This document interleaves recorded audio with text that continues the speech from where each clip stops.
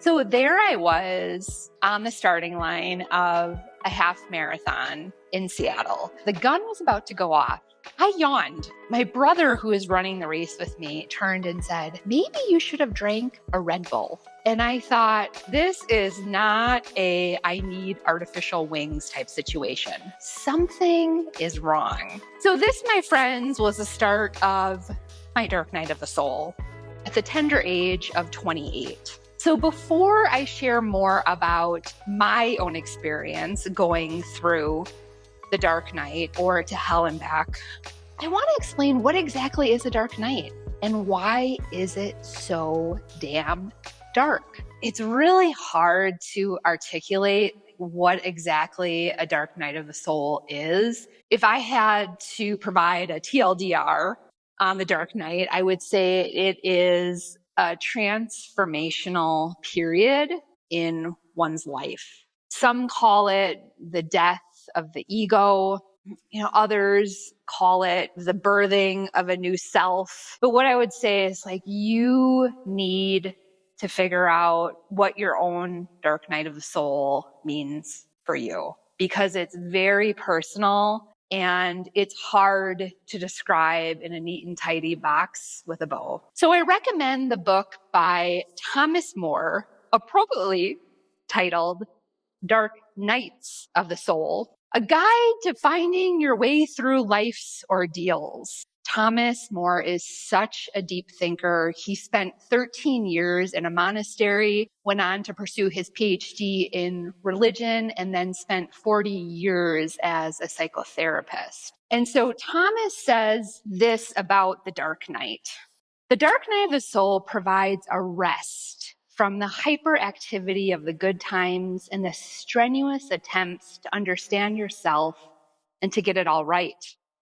During the dark night, there's no choice but to surrender control, give in to unknowing, and stop and listen to whatever signals of wisdom might come along. It's a time of enforced retreat and perhaps unwilling withdrawal. The dark night is more than a learning experience. It's a profound initiation into a realm that nothing in the culture, so preoccupied with external concerns and material success, prepares you for. So this is a powerful paragraph. There is a lot here that I would like to address, but a couple of points that really stand out. Number one, the importance of surrendering. When you hear that word, feel into it.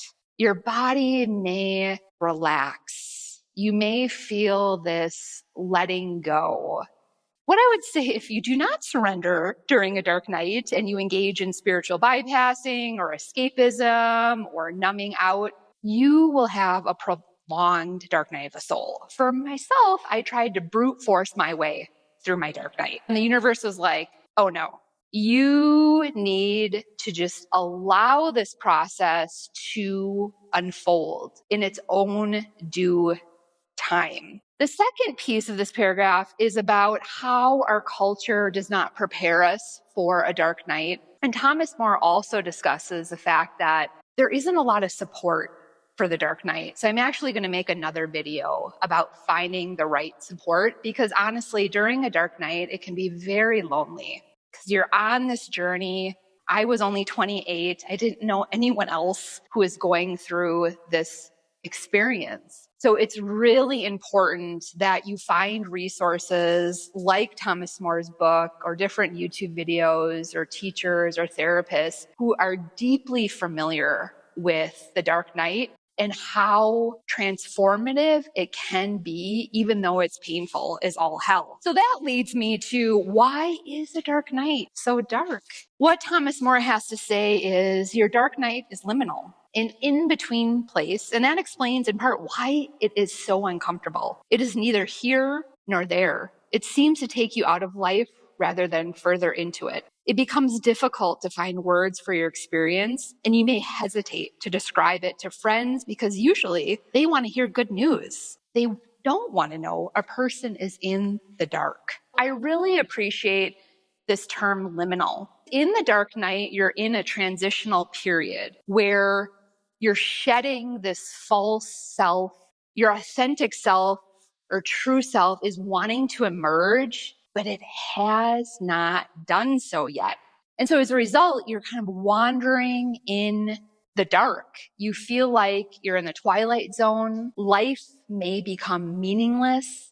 Your ego wants you to stay attached to what you know, the comforts of this self that often was conditioned by your family, by our culture, even the workplace. And so the dark night is a call of your soul asking, what is my truth? What is the path I am meant to follow? Who am I at my core? What I would say is every person's dark night can look different. For myself, the catalyst for my dark night was chronic illness. For others, it could be a divorce, death of a loved one, betrayal, hitting rock bottom from addiction. If this video doesn't resonate with you regarding a dark night or Thomas More's book, just know that's okay. You need to make sense of your own dark night. So going back to my story, I'll share a bit more about my experience of what I went through for years and years. And there were 3 major changes that occurred. First off, I mentioned I'm at this half marathon. I'm feeling off. And it wasn't just, I think I'm going to have a bad race. I ended up slogging through this half marathon. I can't believe I finished. I was at an 8:20 pace when previously I'd been hitting 7 or 7:30 miles for long training runs of 10 miles or more. And I never ran another road race after that race because essentially my body just broke down. I was working full time. I was in graduate school. I was running 40 plus miles a week, training for these long distance races. And the universe called halt on my life. I literally was so exhausted some days. I could not get out of bed, could barely take the trash out. I couldn't run. And so I had a lot of time to really reflect and turn inward. This exhaustion forced me from going through life in a state of busyness. I was going, racing literally and rushing around, really be with myself, and spent a lot of time alone. And what emerged was a call to relocate. And I felt this call to move out west and be closer to the mountains, water, spend more time in nature.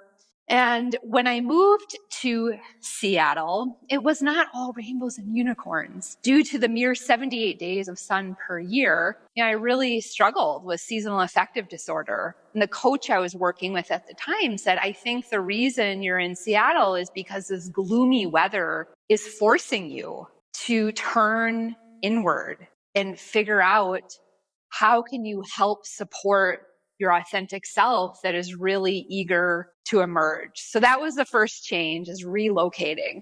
The second change was really trusting my intuition and wisdom. For anyone who has experienced chronic illness, you know that you can be desperate to find answers. You're going from this doctor to this healing practitioner, taking this supplement, and you're looking outward often, which was the case for me, trying to figure out, how can I feel better? What will work? I realized after seeing so many different people, hearing lots of conflicting advice, trying diets and supplements that made me feel worse in some cases, that I needed to start honoring my own intuition and trusting that my body would tell me what it needs to heal. However, I want to recognize all of the different doctors and healing practitioners who were helpful. They provided pieces of the puzzle, but I needed to look at holistically, what is my unique healing puzzle and how can I put it together based on what I know to be true for me. So the third change that came about was moving from a very superficial way of living to a deeper way of living. I was someone who probably came across as quite an extrovert, like always out in the world and smiling and happy. And that is part of me, absolutely. But during the dark night, I realized there's a very large portion of myself that prefers to go deep in life. And that may mean contemplating life on different levels, having different types of conversations that I had pre-dark night. I would say now I don't have a lot of tolerance for more shallow conversations. I just find myself, I'm exhausted. I'm not interested. We all have these different parts of ourselves. And during the dark night, we start to integrate them and accept them. And I was very lucky. I mentioned this coach I work with. She said, I think you may be more introverted. And I was like, no, I'm not. And I think honestly, I'm probably an ambivert, somewhere in between. But most people would absolutely think that I'm an extrovert in how I show up. So it is kind of really important to ask yourself, am I being true to who I am? Or am I going out and I'm presenting this persona that really is not me? If you start listening to what your soul is telling you, you may realize that the life we're living is not at all the one that you should be living to honor who you truly are. In my next video, I'm going to share a 3S model to help you survive a dark night of the soul. But in the meantime, if you have gone through a dark night, or you currently think you may be going through a dark night, I would love to hear from you. Share your experience, because know it can be helpful to others who may feel they're on this really lonely journey and they're wandering through the dark.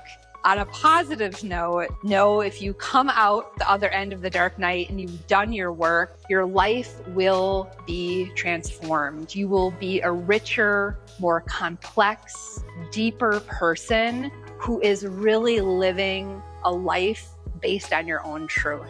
Thanks everyone for watching. Stay tuned until the next video.